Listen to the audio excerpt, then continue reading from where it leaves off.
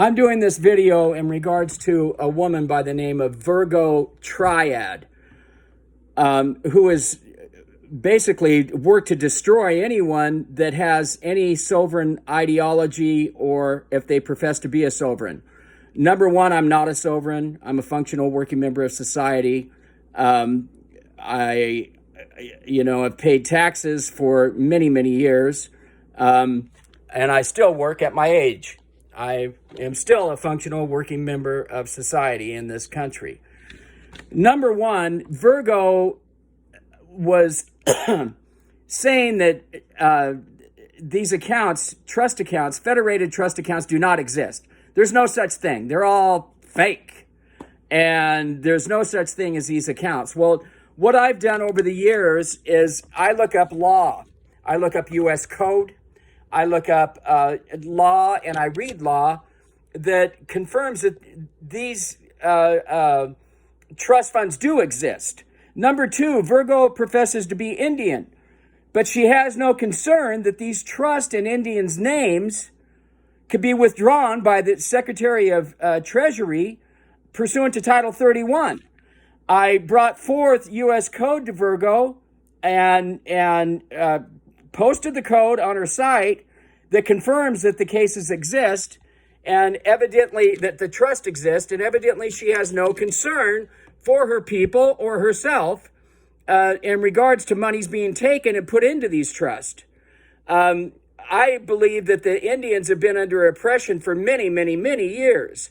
And even though I'm not a sovereign, I know that I was born free in sovereignty. Sovereignty means freedom. In fact, the Bible that I read says that I'm sovereign in Jesus Christ. But I don't think that Virgo reads scripture. She may. If she does, God bless her. But I'm going to mention the code. It's 25 U.S. Code 161A and B. And this is what I quoted on her site, and now I'm a Sovtard.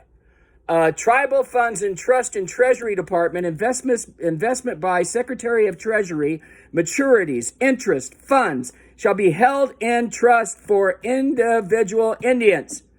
I am going to say this: if that individual Indian leaves this world, where do the funds go, Virgo?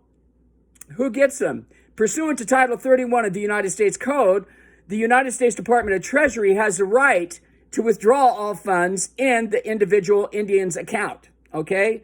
Now, I know you have no concern over this, and that's fine. I'm just proving to you, Virgo, that these counts do exist pursuant to United States Code. That's all I'm doing.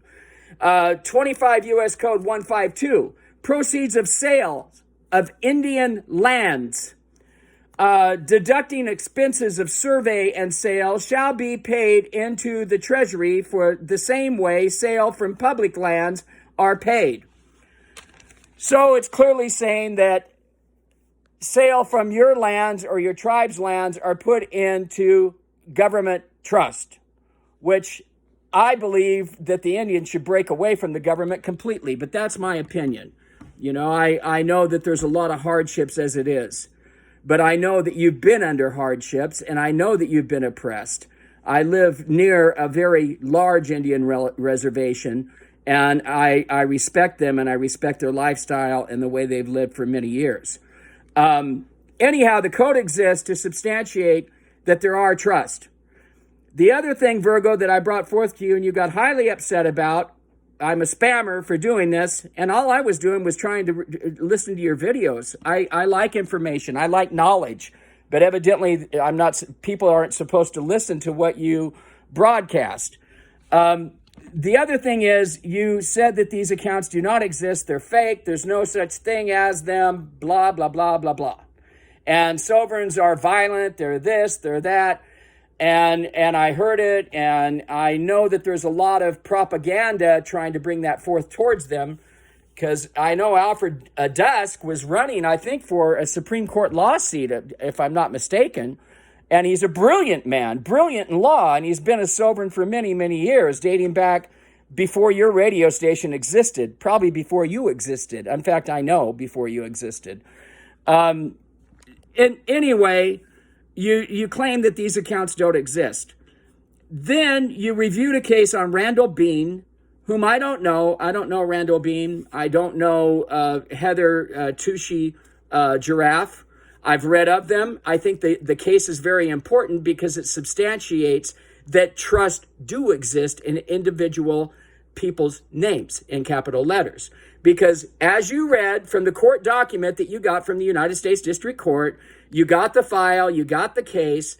As you read, Randall Bean withdrew $31 million from his personal trust. Now, let me ask you this, Virgo. Randall Bean was convicted of money laundering, and the second charge, I believe, was fraudulent wire transfer. But nothing was mentioned about entering a fraudulent account. Why is that, Virgo? Because the account was in his name. He used his Social Security card. He used his name on the card to withdraw the funds from his own personal account. Anyway, you contradicted yourself. You said the accounts don't exist. Then you got court documents from the United States District Court, which you evidently work with them to try to detour people from knowing that these accounts exist. And I don't know if that's true or not. That's a guess, but it seems like that's what you're trying to do, okay? And as I said, I'm not being derogatory or trying to bash you in any way, matter, or form, but you contradicted yourself. You said they don't exist, they're all fake, and then in another video, which I reviewed, I watched a few of your videos, you discussed Randall Bean, and you had court documents from the United States District Court, which is fine, to do that, but I don't appreciate you putting me as a Sovtard when I'm not sovereign. I do research law. I heard about withdrawals from accounts, and I didn't believe it was true. I thought this can't be true. And so I pursued looking at the legal aspect of it and codes and law to substantiate that the trust funds do exist. I've never attempted to enter my account, Virgo. I have no desire to. I have no desire to attempt to transfer funds from that account. But I think that the public should know that the trusts do exist. I think the public should be aware that our dollar is not backed by gold, and it hasn't been backed by gold since 1933, pursuant to HJR 192. And you know that as well as I, under President Roosevelt. And since 1971, our dollar has not been backed by gold or silver.